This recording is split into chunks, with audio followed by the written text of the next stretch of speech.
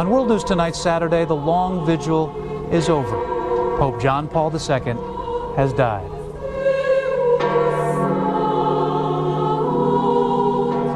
Around the world tonight, they are remembering one man's contribution to humanity.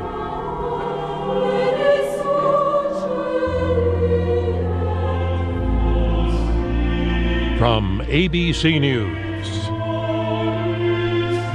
this is World News Tonight, Saturday.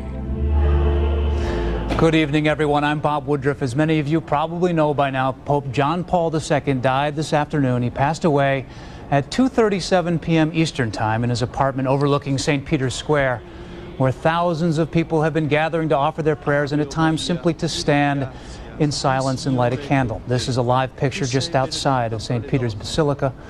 John Paul was 84 years old and had been Pope for nearly 27 years. His influence as head of the Roman Catholic Church extended well beyond the Catholic faithful. He was an inspiration to many non-Catholics as well. We'll have more on that later in our broadcast, but right now, ABC's David Wright is at the Vatican with more on how this remarkable day has unfolded. David? Good evening, Bob. Tonight, the Pope's Chamberlain, the Camerlengo, locked the doors of the papal apartment and broke the Pope's seals and rings, the first in a series of complicated rituals that follow the death of a Pope. But news that this solemn transition had taken place first broke in an email message. The email message from the papal spokesman said, "The Holy Father died this evening at 9:37 p.m. in his private apartment."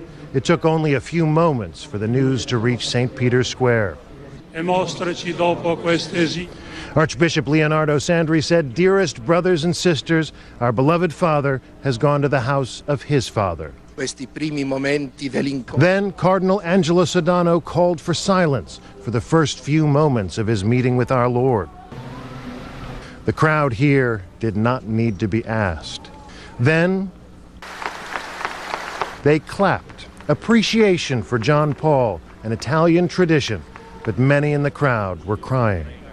And then the bells. The spiritual father of 1 billion people, the first Polish pope in history, had his own more private ceremony early this morning. A group of Polish monks brought 2 golden crowns to the crypts of St. Peter's Basilica. On his deathbed, John Paul had blessed these crowns, and his dying wish was that they be placed on the Black Madonna, the most sacred Polish icon. John Paul described her as his mother. Inscribed with the Pope's motto, Totus Tuus, always yours, a parting gift from a loving son. Here in Rome and around the world, he is survived by a devoted family.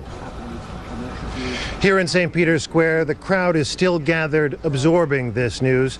Tomorrow morning, Cardinal Sodano will say Mass there. Then on Monday, the Pope's body will move to the Basilica, where it will lie in state.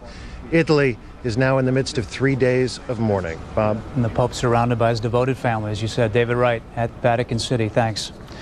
It is difficult to gauge these kinds of things, but perhaps nowhere is the emotion of this moment more intense than in Pope John Paul's homeland, Poland. He was the first pope to come from a Slavic country, and for Poles, he was, without question, a national hero. ABC's Jim Sciutto is in Krakow. The news of his death was devastating here. People stopped where they stood and held each other. There was complete silence. "I have no words to speak," he said. "I cannot say a thing." Then the tears. Many had told us they were praying for an end to the Pope's suffering. The news he was gone was too much for them.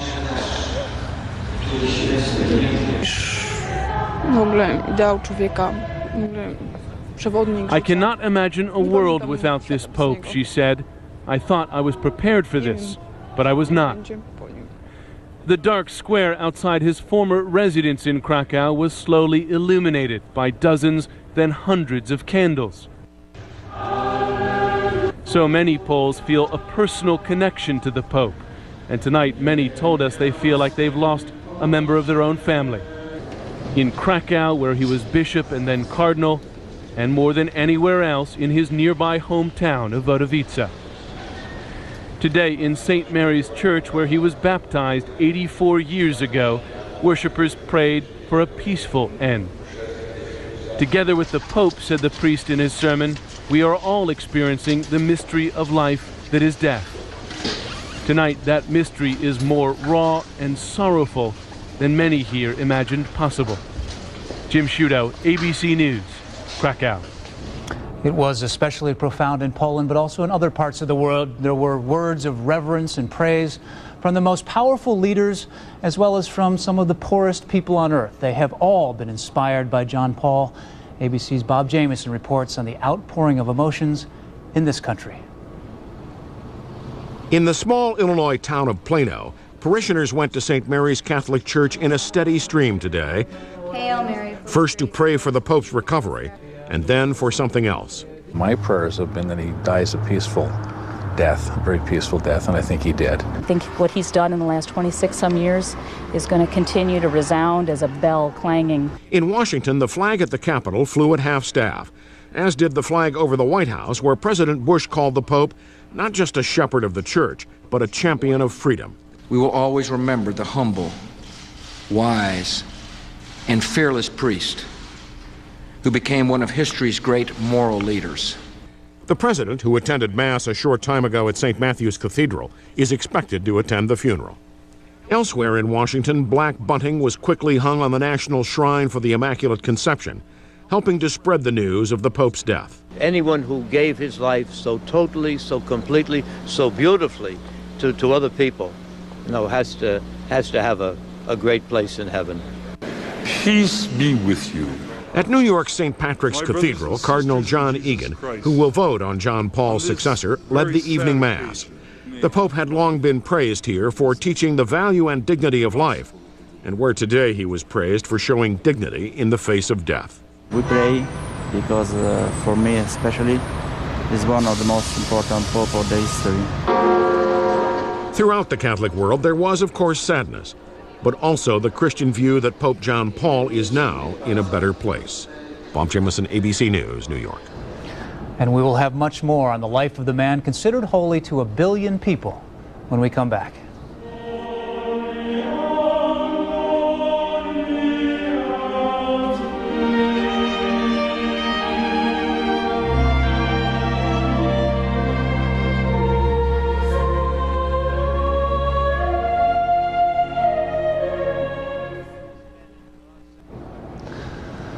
As the 265th Pope, John Paul was a groundbreaker. He was the first non-Italian Pope in more than 450 years. He traveled more and named more saints than all other popes combined. But his life was remarkable long before he became the head of the Roman Catholic Church. Here's ABC's Bill Blakemore. His first 18 years were spent in one quiet place, Wadowice, a small town in the foothills of the mountains of southern Poland. Born here in 1920, Karol Wojtyła had some hard lessons early. His mother died when he was 8, his only sibling, a much older brother, when he was 12. His teens were spent living alone with his father, a retired army officer who cared for his son in their tiny apartment. Just outside the boys' window, the church window. Townfolk remembered him as bright, athletic, but always with a serious side. The joys of university life, with new friends and professors in Krakow, he had for 1 year. Then, the Nazis invaded Poland. His professors sent to concentration camps. Around him, Nazi horrors. The region's Jews jammed into the Krakow ghetto, then sent to Auschwitz, only 15 miles from Wojtyła's hometown. When his father died suddenly of a heart attack, he had no family left. At some point, in the midst of his own sadness and the Nazi terrors around him, he decided to become a priest and joined illegal seminary classes. When the Nazis swept Krakow, arresting every male between 15 and 50, he escaped into hiding in the Archbishop's palace, where he stayed until the Soviets arrived. And the oppressions of Hitler were replaced by those of Stalin. But the young priest escaped to freedom, sent by his church in 1946 to study for 2 years in Rome. The world opened up for him. His gift for languages flourished. He earned a PhD. Then, back in Poland, he became a professor of ethics. At the age of 38, he was made a bishop. Wojtyła rose through the ranks in Poland. In Rome, the Vatican paid new attention to his leadership qualities. Habemus Papam, Cardinalem Wojtyła. In 1978, the cardinals elected him the first non-Italian pope in 455 years.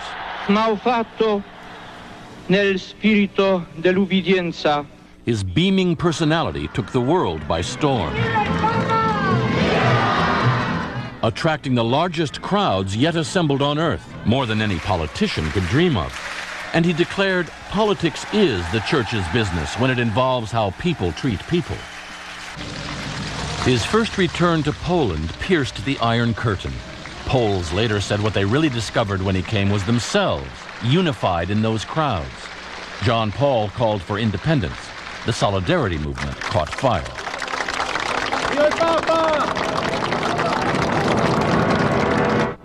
In America, the Pope who played tough with the Soviets was John Paul Superstar.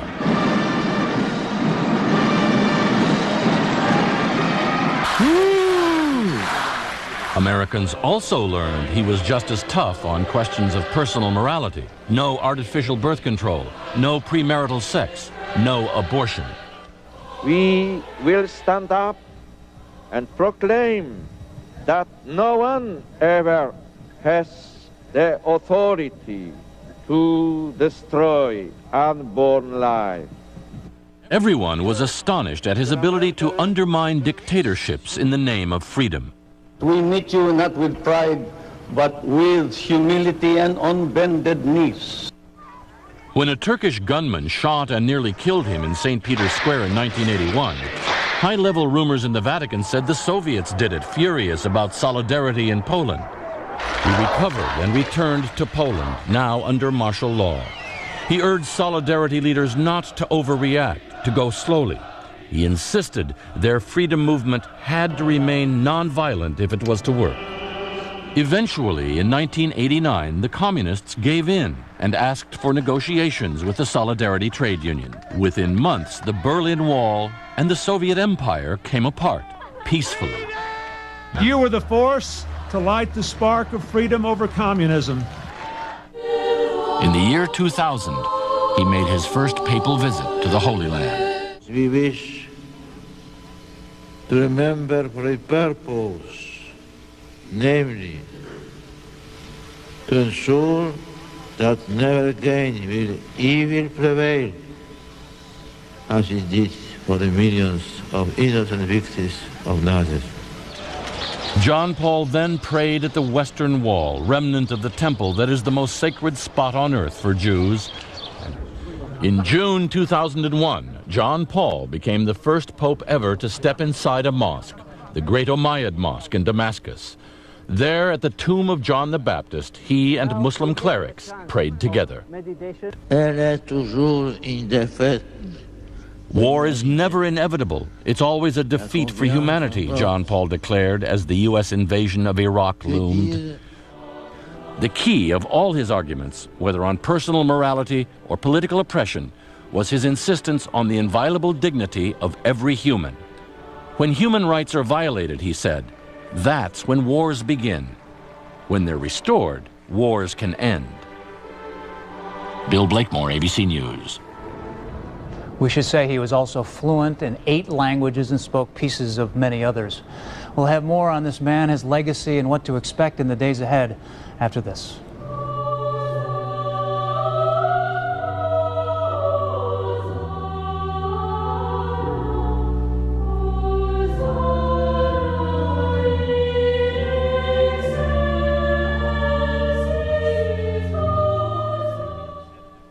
Tonight, an historic one-hour special. Pope John Paul II, his life, mission, and today his passing has deeply inspired and touched the world. What is it about this one remarkable man? Legacy of a Pope. Tonight at 10, 9 Central.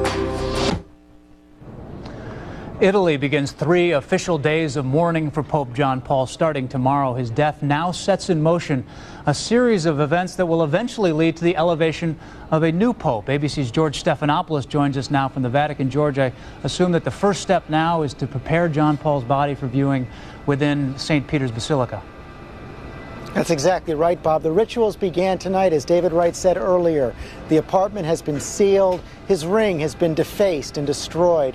He will go and lie in state starting Monday afternoon. On Monday afternoon, the cardinals on the church, and they are now the governing body of the church until a new pope is chosen, will also meet for the first time, leading to the funeral, which is not likely to happen before Thursday afternoon. Once the funeral takes place, there are 9 official days of mourning. And then the conclave of the cardinals who will choose the new pope will meet any time between April 17th and April 21st. That's according to the rules that John Paul himself revised in 1996. And there's a great deal of mystery around the conclave. A lot of factors go into determining how long that will take, but we could have a pope, I suppose, after just one day of voting. And that's exactly right. It took only 2 days for John Paul II in 1978. It hasn't taken more than 4 days since 1831. And in fact, John Paul actually has made rules which say if it goes beyond about 12 days and 30 votes, you can go from the normal 2/3 of all cardinals present to determine the new pope down to a majority vote.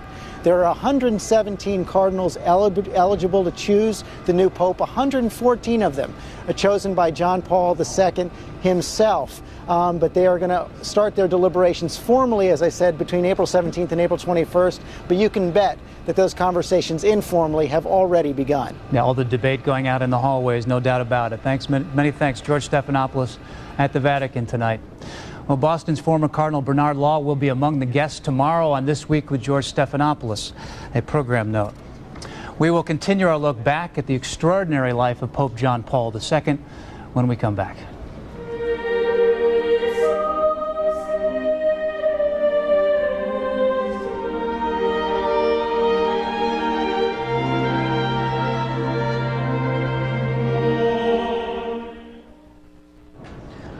Finally tonight, over many years and continents, the Pope has celebrated many masses. He was just 58 when he was first elected to the papacy, spending more than 2 years of his reign on the road. The world has witnessed his long transition from a strong and athletic man to a physically faltering one, and in his very public life, the world has seen him change.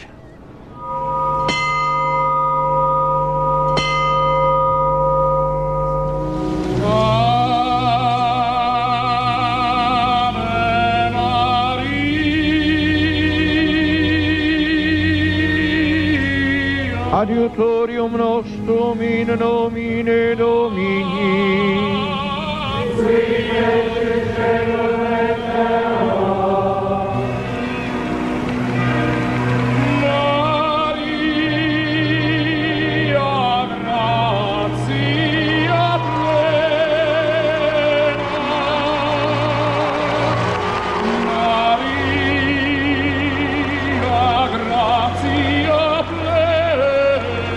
America needs much prayer, lest it lose its soul.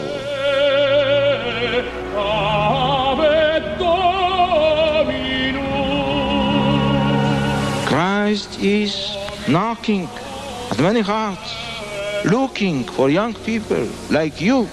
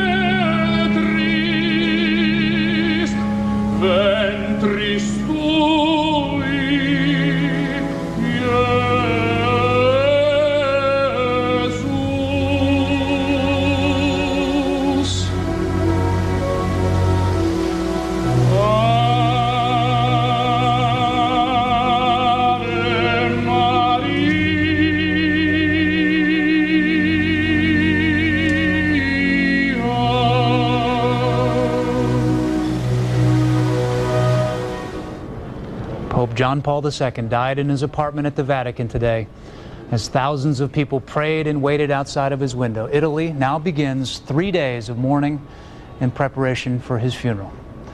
That is World News Tonight, Saturday. Tonight at 10 p.m. Eastern, an ABC News special, John Paul II, Legacy of a Pope. And tomorrow, Good Morning America has the latest on John Paul's passing and what we can expect in the days ahead. I'm Bob Woodruff. For all of us here at ABC News, good night.